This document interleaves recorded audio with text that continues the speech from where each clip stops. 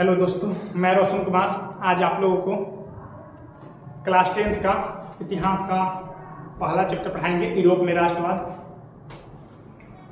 जैसा कि आप जानते हैं, यूरोप में राष्ट्रवाद का एक ऑब्जेक्टिव क्वेश्चन आपको हम बताए थे और आज हम लोग इसे विस्तार से जानेंगे। देखिएगा, क्लास 10th का यह पहला चैप्टर है यूरोप में राष्ट्रवाद। यूरोप यानी एक महादेश है। जिस तरह से एशिया महादेश है उसी तरह से यूरोप एक महादेश है। जिस तरह से एशिया महादेश में पाकिस्तान, चीन, भारत, जापान, भूटान इत्यादि देश आते हैं, उसी तरह से यूरोप महादेश में इंग्लैंड, फ्रांस, पुर्तगाल, स्पेन, तुर्की, जर्मनी, इटली जितने भी देश हैं यूरोप महादेश के अंतर्गत आते हैं। और आपको हम पढ़ाएंगे यूरोप में राष्ट्रवाद। राष्ट्रवाद यानी देश के प्रति समर्पण की पवित्र भावना को हम राष्ट्रवाद कहेंगे। यह एक सच में पवित्र भावना है।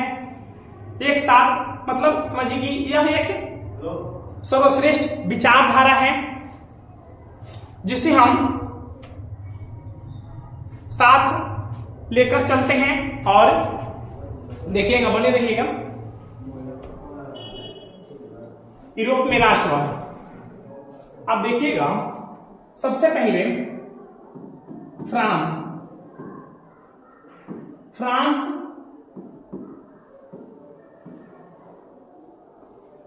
में 1789 ईस्वी में लोगों ने अपने ही राजा के खिलाफ क्रांति का ऐलान कर दिया था। इससे पहले पूरी दुनिया में राजतंत्र कायम थी। उस समय फ्रांस में लुई 16वां का शासनकाल था जो उर्बो वंश से संबंधित था। यह राजा जो था काफी निरंकुश था, काफी अत्याचारी और प्रतिक्रियावादी व्यक्ति था। हम देखेंगे 1789 फ्रांस में पहली बार अपने ही राजा के खिलाफ क्रांति का ऐलान कर दिया गया। उस समय लुई 16वां वहां का शासक था। यह बुर्बो वंश से संबंधित था। जो लुई 16वां है जो उर्बो वंश से संबंधित था और इसी के खिलाफ दुनिया में पहली बार लोगों ने अपने ही राजा के खिलाफ क्रांति का ऐलान कर दिया था। फ्रांस में 3 बार क्रांति हुआ था। एक 1789, दूसरा 1830, तीसरा 1848। पहला लुई 16वां के शासनकाल में, दूसरा चार्ल्स 10वें के शासनकाल में और तीसरा लुई फिलिप के शासनकाल में। ठीक, बने रहिए मेरे साथ। लुई 16वां जो था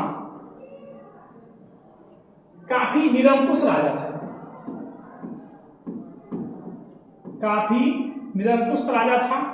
प्रतिक्रियावादी व्यक्ति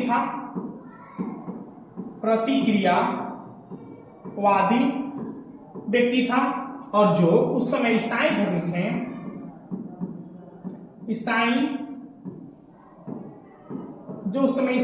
थे, जिस तरह से हिंदू धर्म होता है, जिस तरह से इस्लाम धर्म होता है, जिस तरह से बौद्ध धर्म, जैन धर्म होता है, उसी तरह से ईसाई एक धर्म है।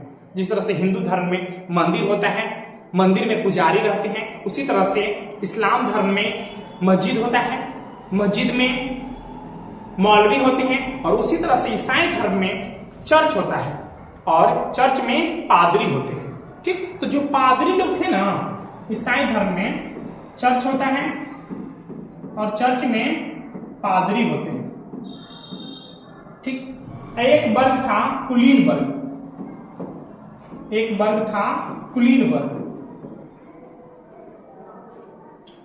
जिस समय यानी यह कुलीन वर्ग जो था बहुत उच्च जाति हुआ करता था उस समय की। और जो ईसाई धर्म से संबंधित था उसको अलग व्यवस्था थी। जैसे माप तौल की अलग व्यवस्था थी भाई, माप तौल की प्रणाली किसी तरह को वस्तु को खरीदना है आपको, तो अगर आप ईसाई धर्म से संबंधित हैं या कुलीन वर्ग से संबंधित हैं तो आपको अलग मतलब 18 से तौला जाएगा, और जो आम लोग हैं उसको अलग 18 से तौला जाएगा। इस तरह से जो लुई 16वां था पूरे फ्रांस में इस तरह से नीति लागू किया था, और इसी के खिलाफ वहां के लोगों ने क्रांति का ऐलान कर दिया। कब? 1789 ईस्वी में। 1789 ईस्वी में उस समय लुई 16वां का शासनकाल था, जो उर्बो वंश से संबंधित था। लुई 16वां देखिएगा, लुई 16वां जो था उर्बो वंश से संबंधित था। फिर इसके बाद इस व्यक्ति को लुई 16वां को समाप्त कर दिया जाता है, और फिर फ्रांस में एक शासक आता है नेपोलियन बोनापार्ट। नेपोलियन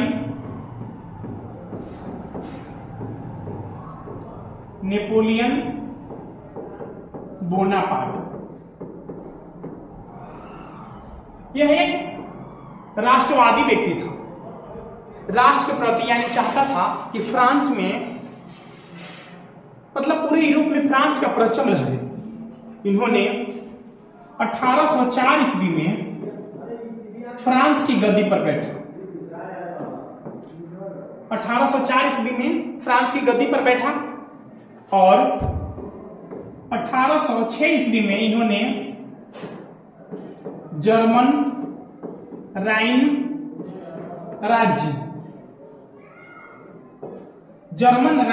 राज्य संघ का निर्माण करता है। यानी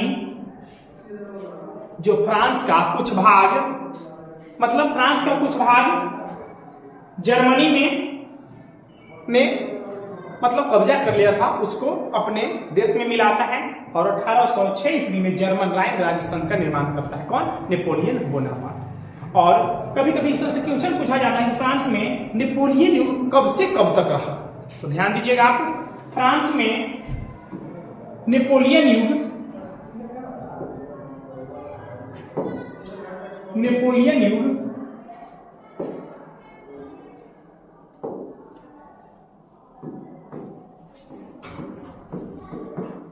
1804 से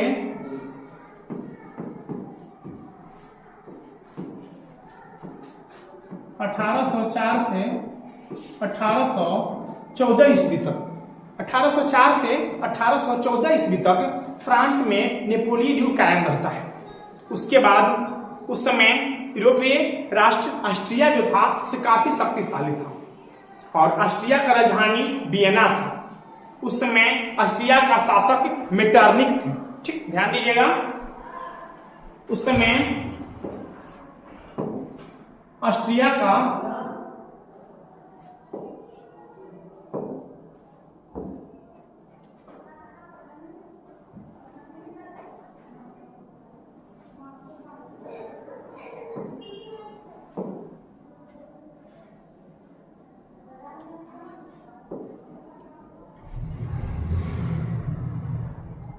ऑस्ट्रिया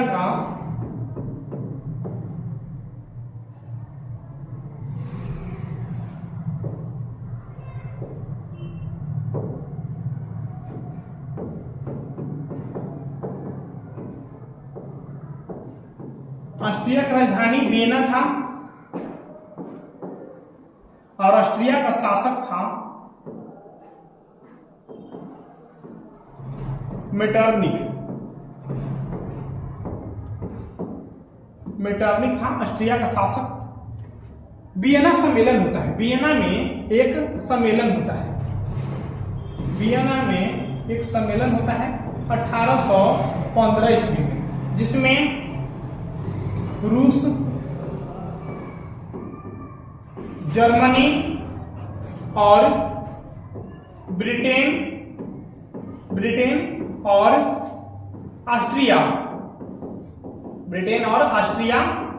भाग लेते हैं। इस अब देखिएगा वियना में, ऑस्ट्रिया की राजधानी वियना है, वहां पे एक सम्मेलन हुआ था जिसमें रूस, जर्मनी, ब्रिटेन और ऑस्ट्रिया जो था शामिल था। इस सम्मेलन का नेतृत्व जो था ऑस्ट्रिया के शासक मेटरनिक कर रहे थे। तो कभी कभी क्वेश्चन पूछा जाता है कि ठीक ना, किस सम्मेलन के बाद फ्रांस में नेपोलियन युग समाप्त हो गया।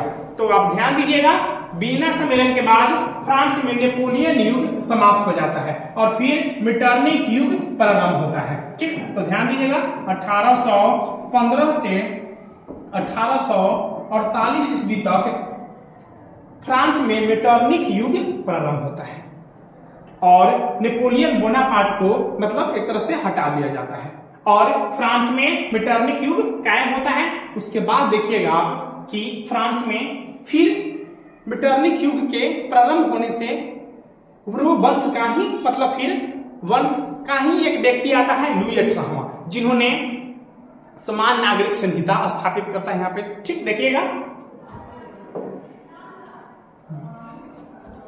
समान नागरिक संहिता, समान नागरिक संहिता कौन लाता है भाई? लुई 18वां। लुई 18वां जो है समान नागरिक संहिता लाता है, लेकिन किसी कारणवश इस शासक का मृत्यु हो जाता है। ठीक ना, 1824 ईस्वी में मृत्यु हो जाता है। 1824 ईस्वी में मृत्यु हो जाता है और समान नागरिक संहिता के स्थान पर चार्ल्स दसम जो है से शक्तिशाली अभिजात वर्ग की स्थापना करता है। शक्तिशाली अभिजात वर्ग की स्थापना करता है और 1824 ईस्वी में यह फ्रांस के गद्दी पर बैठता है। ठीक, समान नागरिक संहिता के स्थान पर शक्तिशाली अभिजात वर्ग की स्थापना कौन करता है? चार्ल्स दसम। तो यह एक कट्टर प्रतिक्रियावादी व्यक्ति पोलीगेनेक को अपना प्रधानमंत्री बनाता है। ठीक, पोलीगेनेक को अपना प्रधानमंत्री बनाता है। कब? 1830 ईस्वी में। और उदार तत्वों को यानी अच्छे विचारों को गला घोटने की तरह से, एक तरह से मतलब समझिए कि जो आम लोग हैं उसको परेशान करना, ठीक ना, तो चार्ल्स दसम एक तरह के नियम लाता है। ठीक ना, यानी 4 अध्यादेश जारी करता है। ठीक, 4 अध्यादेश जारी करता है। कब? 25 जुलाई 1830 ईस्वी को।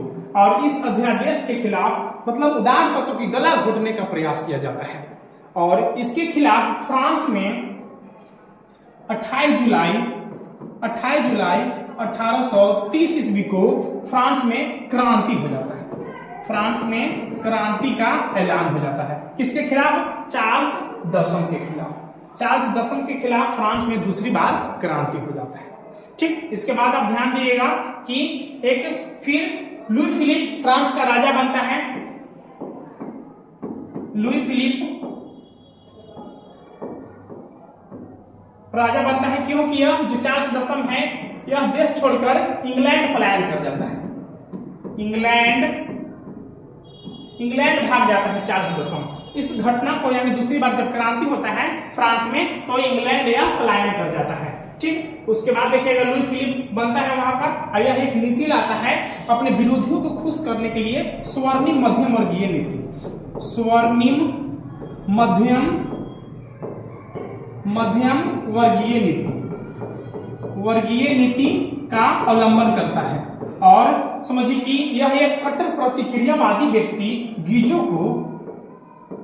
को प्रधानमंत्री बनाता है। कब? 1840 ईस्वी में। 1840 ईस्वी में अपना एक कट्टर प्रतिक्रियावादी व्यक्ति गीजो को यह प्रधानमंत्री बनाता है और जब यह सत्ता संभालता है तो फ्रांस में दोषपूर्ण नीतियों के खिलाफ समझिए कि एक तरह से भूखमरी, बेरोजगारी और तंगहाली जैसी परेशानियों से लोग जूझने लगते हैं। यानी एक तरह से कहिए कि फ्रांस में एक भयावह स्थिति उत्पन्न हो जाती है और पेरिस में थियर्स के नेतृत्व में 22 फरवरी 1848 ईस्वी को एक विशाल भोज का आयोजन किया जाता है।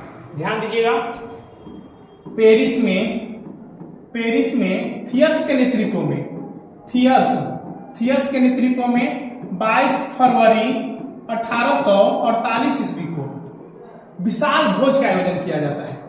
विशाल भोज का आयोजन किया जाता है और इस भोज से भयभीत होकर 24 फरवरी 1848 ईस्वी को जो लुई फिलिप है, जो लुई फिलिप व्यक्ति था,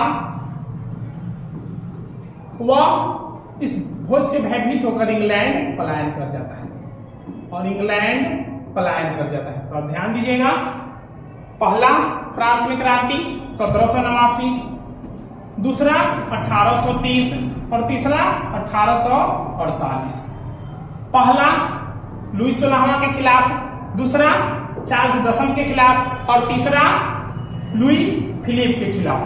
फिर इसके बाद फ्रांस में सुधारवादी व्यक्ति लुई बला, फ्रांस में सुधारवादी व्यक्ति लुई बला और एक गणतंत्रवादी व्यक्ति लमार्टिन के बीच विवाद उत्पन्न हो जाता है कि हम शासक बनेंगे, ठीक है। वहां पे लेकिन नेशनल असेंबली जो है लोकतंत्र स्थापित कर देता है फ्रांस में और लुई नेपोलियन को यहाँ का राजा बनाया जाता है। इन्हें नेपोलियन तृतीय भी कहते हैं कभी कभी। तो ध्यान दीजिएगा, आपको हम बताएं कि फ्रांस में 1789 ईस्वी में लुई 16वां के खिलाफ वहां के लोगों ने क्रांति का ऐलान कर दिया था जो उर्बो वंश से संबंधित था। और उसके बाद नेपोलियन बोनापार्ट आते हैं और फ्रांस का शासक बनते हैं। इन्होंने 1804 ईस्वी में फ्रांस की गद्दी पर बैठते हैं। 1806 ईस्वी में जर्मन राज्य संघ का निर्माण करते हैं और एक तरह से मानिए तो 1804 से 1814 ईस्वी तक फ्रांस में नेपोलियन युग कायम रहता है।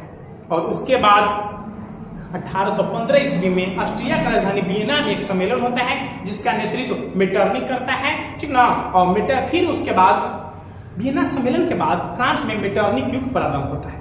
1815 से 1848 ईस्वी तक फ्रांस में मेटरनिक युग कायम रहता है। फिर उसके बाद आप देखिएगा कि नेपोलियन बोनापार्ट के बाद लुई 18वां आता है जिन्होंने समान नागरिक संहिता लाता है, लेकिन किसी कारणवश उसका 1824 में मृत्यु हो जाता है। फिर उसके बाद चार्ल्स 10 फ्रांस का गद्दी संभालता है। वह एक कट्टर प्रतिक्रियावादी व्यक्ति जो किसी भी तरह के सुधार के खिलाफ था, पोली के लेकर 1830 ईस्वी में फ्रांस का राजा बनता है। और जब फ्रांस में चार्ल्स 10 4 अध्यादेश जारी करता है तो उसके खिलाफ 25 जुलाई 1830 ईस्वी को एक मतलब समझिए कि इस तरह की नीति लाता है और 28 जुलाई 1830 ईस्वी को फ्रांस में उसके खिलाफ भी क्रांति का ऐलान हो जाता है।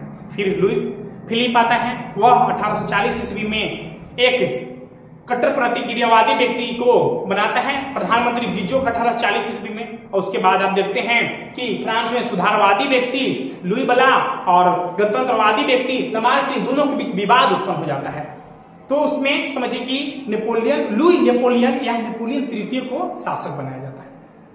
तो यह है आपका फ्रांस में क्रांति। इसके बाद हम आपको पढ़ाएंगे इटली का एकीकरण, फिर इसके बाद पढ़ाएंगे जर्मनी का एकीकरण, फिर इसके बाद पोलैंड और रूस के बारे में बताएंगे। आज के लिए इतना ही, ठीक है। जय हिंद दोस्तों।